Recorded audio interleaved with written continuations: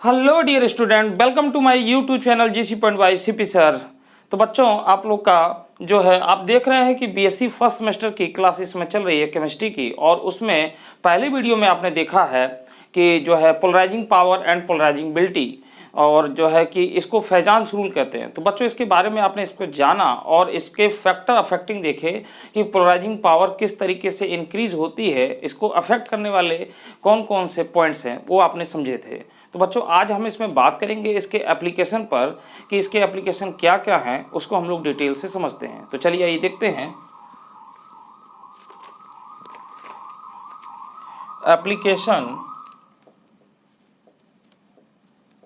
Application of polarisation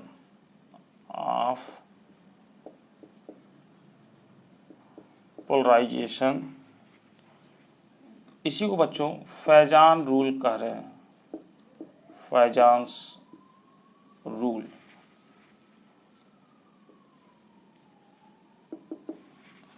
तो बच्चों, ये जो पोलराइजिंग पावर होती है, the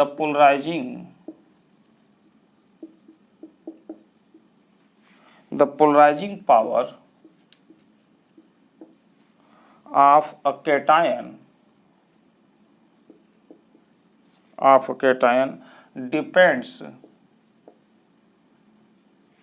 depends on ionic potential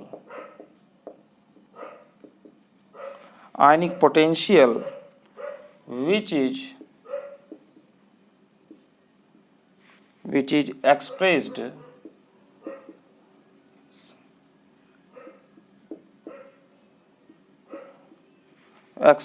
as phi। तो बच्चों, जो the polarising power of cation है, तो ये किस पर डिपेंड करता है?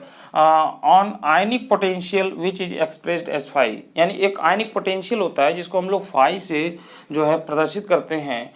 तो इस फाई की वैल्यू बच्चों बताती है कि फाई की वैल्यू अगर इंक्रीज हो रही है तो पोलराइजिंग पावर इसका इंक्रीज होता है, ठीक है, किसी कैटायन का। तो इसकी फाई की वैल्यू को कैसे निकालते हैं, तो देखते हैं। आयोनिक पोटेंशियल, तो बच्चों फाई इससे डिनोट करते हैं इसको। तो ये क्या होता है? Charge on cation upon radius on cation, radius of cation. तो बच्चों, इसको हम लोग Z प्लस और इसको हम लोग R प्लस से डिनोट करेंगे।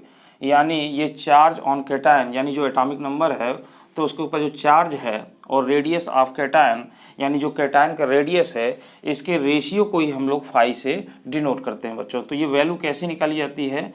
यानी जितना चार्ज नंबर होता है उसमें जो है उसके आयनिक रेडियस से डिवाइड कर दिया जाता है, तो ये फाई वैल्यू आपको जो है प्राप्त हो जाती है बच्चों। तो देखिए यहाँ पर इसके बारे में लिखते हैं। Higher will be the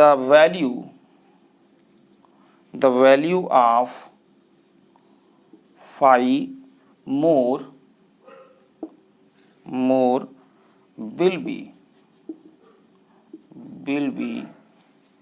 will be its polarising power. यानी कहने का मतलब बच्चों, higher will be the value of phi, यानी इसकी वैल्यू जितनी ज़्यादा होगी, more will be its polarising power, और उतनी ही इसकी पोलराइजिंग पावर ज़्यादा हो जाएगी, ठीक है। इफ़, आगे देखते हैं, if two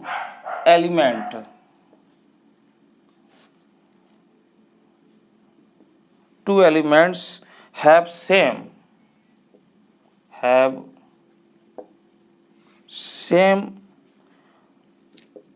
ionic potential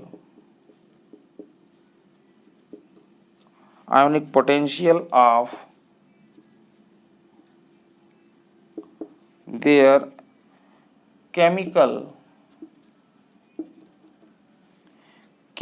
properties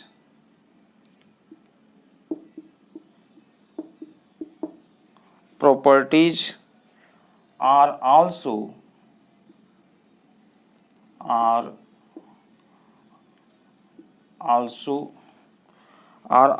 similar। तो बच्चों कहने का मतलब है कि higher will be the value of phi, more will be its polarising power, यानी जितना ज़्यादा फाई का मान निकलेगा उतना ही ज़्यादा उसका पोलराइजिंग पावर बढ़ जाएगा। इफ़ टू एलिमेंट्स, अगर दो एलिमेंट्स हैं, have same ionic potential of their chemical properties, तो अगर उनकी जो सेम वैल्यू आती है बच्चों, तो उनकी जो केमिकल प्रॉपर्टीज होती है वो भी क्या हो जाती है, सिमिलर हो जाती है, समान हो जाती है। ठीक है, तो बच्चों इसमें पहला पॉइंट हम लोग देखते हैं। सबसे पहला, ये तो बात हो गया इसमें, सबसे पहला पॉइंट हम लोग देख रहे हैं covalent character. Covalent character in ionic bond,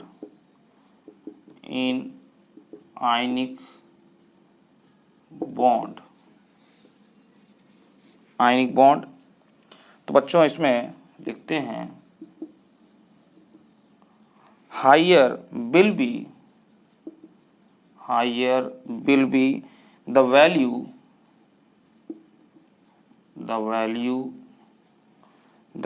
of ionic potential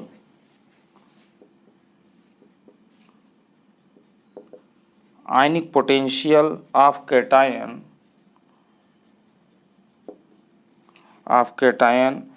their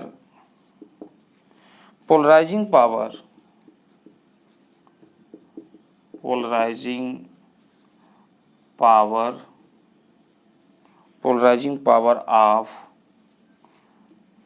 power या इसी को हम लोग कहेंगे covalent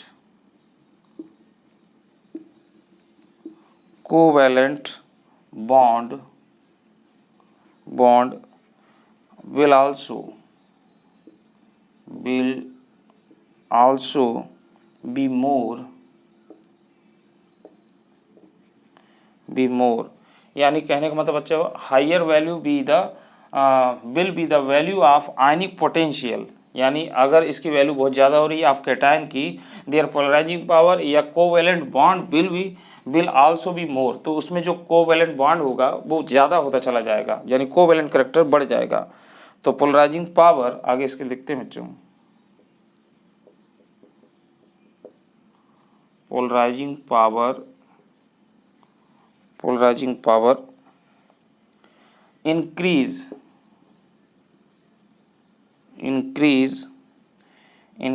from left to right in period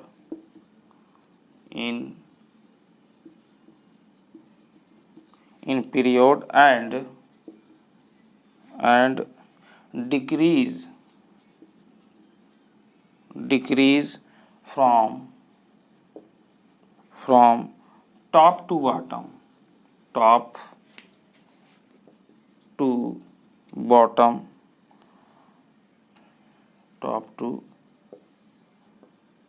bottom in a group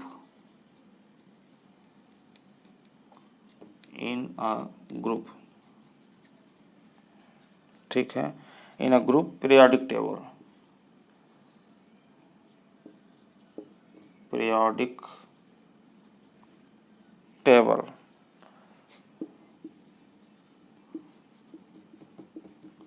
for example, एक एग्जाम्पल देखते हैं बच्चों। तो बच्चों देखिए इसमें क्या कह रहा है कि higher will be the value of ionic potential, अगर ये पोटेंशियल वैल्यू बहुत ज़्यादा होगी आप कैटायन की, यानी किसी कैटायन की आयनिक पोटेंशियल वैल्यू ज़्यादा होगी, तो their polarising power or covalent bond will also be more, जो है कि कोवैलेंट बॉन्ड जो है कि उसमें बहुत ज़्यादा हो जाएगा, या यूँ कहें कोवैलेंट कैरेक्टर बढ़ जाएगा। पोलराइजिंग पावर इंक्रीज कैसे होगा बच्चों, from left to right in period and decrease from top to bottom, यानी किसी भी पीरियड में लेफ्ट टू राइट जाने पर जो उसका आपका जो पोलराइजिंग पावर होगा वो क्या करेगा, इंक्रीज करेगा। वहीं दूसरी ओर बच्चों हम लोग देखते हैं कि period and decrease from top to bottom, यानी किसी भी ग्रुप में in a group periodic table, अगर किसी जो है कि पीरियोडिक टेबल में किसी ग्रुप में तो ऊपर से नीचे जाएंगे यानी टॉप टू बॉटम जाएंगे तो ये क्या हो जाएगा, यहाँ पर डिक्रीज हो जाएगा ये। ठीक बच्चों, तो इसको नोट करिए, फिर हम लोग एग्जाम्पल देखते हैं। एग्जाम्पल यहीं देख लेते हैं थोड़ा सा। तो बच्चों देखिए ये फाई की वैल्यू कैसे निकालते हैं, यानी फाई वैल्यू फॉर सोडियम। तो बच्चों सोडियम का निकालेंगे तो देखिए सोडियम पर एक चार्ज बच्चों तो एक, और बच्चों इसकी रेडियस जो होती है 0.95 होती है एंगस्ट्रॉम में। तो बच्चों इसको डिवाइड कर देंगे तो ये 1.05 आ जाएगा। वहीं बच्चों हम लोग जो है फाई वैल्यू फॉर Mg+2, तो बच्चों देखिए इस पर 2 चार्ज है तो 2, और इसका जो बच्चों होता है रेडियस 0.65 होता है, 65 होता है, तो ये वैल्यू जो हो जाती है 3.07 आती है, यानी इसकी जो फाई वैल्यू होती है वो 3.07 आती है। इसी प्रकार बच्चों यहाँ पे हम लोग देख लेंगे फाई वैल्यू फॉर जो है अल्युमिनियम का देख लेंगे +3 चार्ज। तो बच्चों यहाँ पे देखिए 3 है और इसका जो होता है 0.5 होता है, तो ये 6 हो जाएगा बच्चों। तो आप देख रहे हैं बच्चों कि सोडियम का इतना है, इससे ज़्यादा आपका मैग्नीशियम का है और मैग्नीशियम से ज़्यादा इतना है।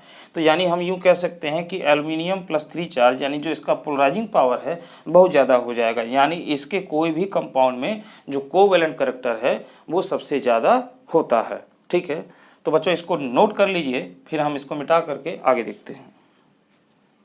नोट कर लें इसको।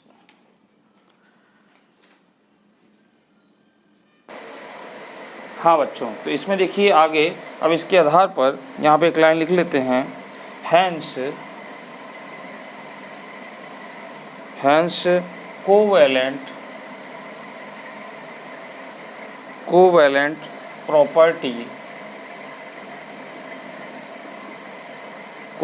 Property in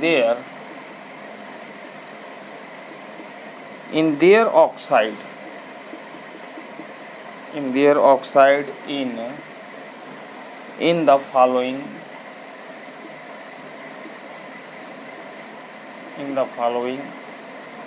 order।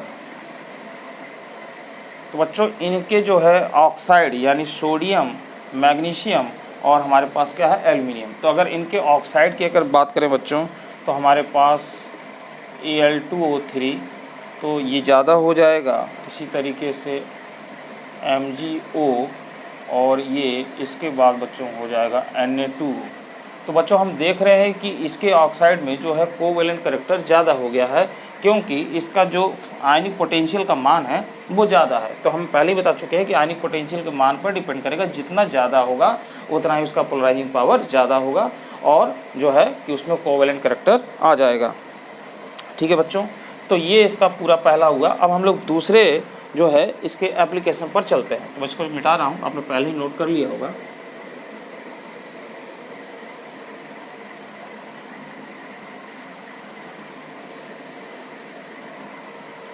तो बच्चों दूसरा इसका एप्लीकेशन देख रहे हैं हम लोग, diagonal relationship. Diagonal relationship.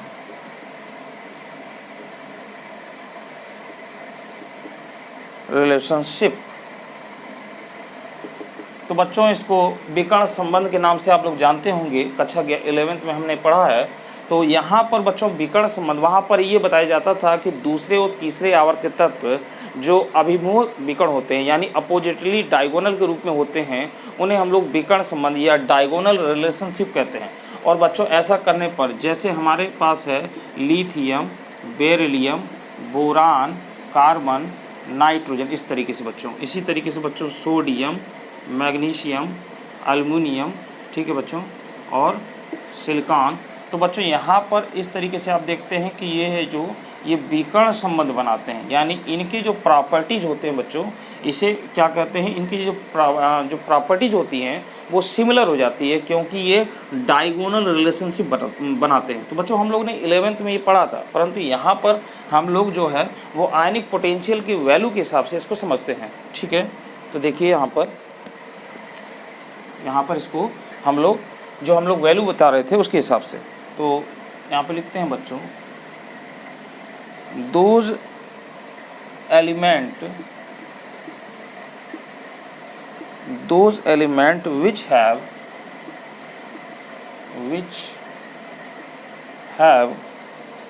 almost same phi value, so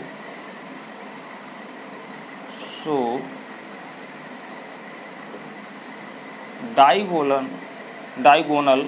relationship।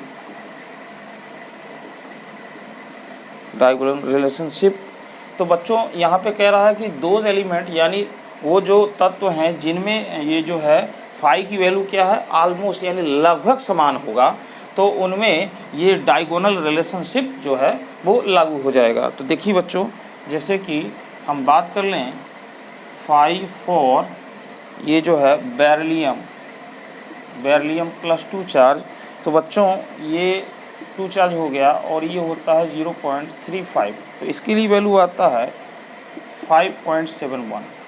तो ये जो बच्चों वैल्यू आता है 5.71। और वहीं पर बात कर लें बच्चों फाई फॉर एल्युमिनियम +3 चार्ज, तो बच्चों ये हो जाता है 3/0.5, तो ये आता है 6। तो लगभग बच्चों इसके आसपास है, ऑलमोस्ट लगभग इसको हम लोग मान सकते हैं। तो हम यूँ कर सकते हैं कि बेरिलियम और एल्युमिनियम जो है इनकी प्रॉपर्टी सेम होगी, क्योंकि ये किस में हो जाएंगे, डायगोनल रिलेशनशिप बना रहे हैं। ठीक है बच्चों, क्योंकि जिनकी वैल्यू सेम होगी वही आपके क्या होंगे, डायगोनल रिलेशनशिप में आएंगे। ठीक है बच्चों, तो बच्चों यहाँ पे हम लोग लिख सकते हैं दोनों की वैल्यू को, are almost same, hence beryllium and aluminum show diagonal relationship।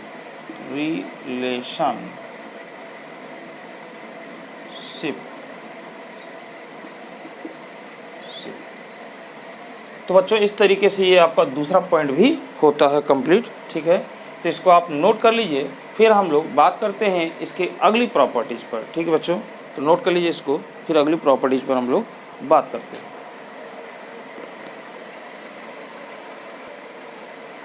हाँ बच्चों, तो देखिए 2 एप्लीकेशन हम लोग देख चुके थे, तीसरी एप्लीकेशन पे हम लोग बात कर रहे हैं मेल्टिंग पॉइंट्स ऑफ कंपाउंड, यानी कंपाउंड का जो है गलनांक की हम लोग बात करते हैं।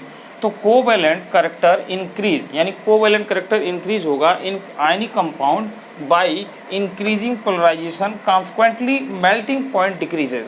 तो बच्चों ये कह रहा है कि कोवैलेंट करैक्टर इंक्रीज होगा इन आयनिक कंपाउंड में बाय इंक्रीजिंग पोलराइजेशन, यानी जैसे जैसे पोलराइजेशन होता जाएगा वैसे वैसे लगातार कॉन्सिक्वेंटली यानी लगातार मेल्टिंग पॉइंट हो जाएंगे, वो डिक्रीज होते चले जाएंगे बच्चों। ठीक है, यानी कहने का मतलब ये है कि ये आयनिक कंपाउंड से ये कोवैलेंट कंपाउंड की तरफ जब बढ़ेंगे तो इनके गलनांक जो क्वथनांक होते हैं यानी मेल्टिंग पॉइंट और बॉइलिंग पॉइंट वो क्या होते हैं, कम होते हैं। तो वही कह रहा है ये डिक्रीज होते चले जाएंगे। तो देखिए जैसे मॉलिक्यूल NaCl है हमारे पास, MgCl2 है और AlCl3 है, तो आप देख रहे हैं कि कोवैलेंट करैक्टर इधर की ओर बढ़ रहा है, यानी ये इंक्रीज कर रहा है चार्ज ऑन कैटायन, यानी कैटायन के चार्ज पर ये डिपेंड करता है +1 +2 +3।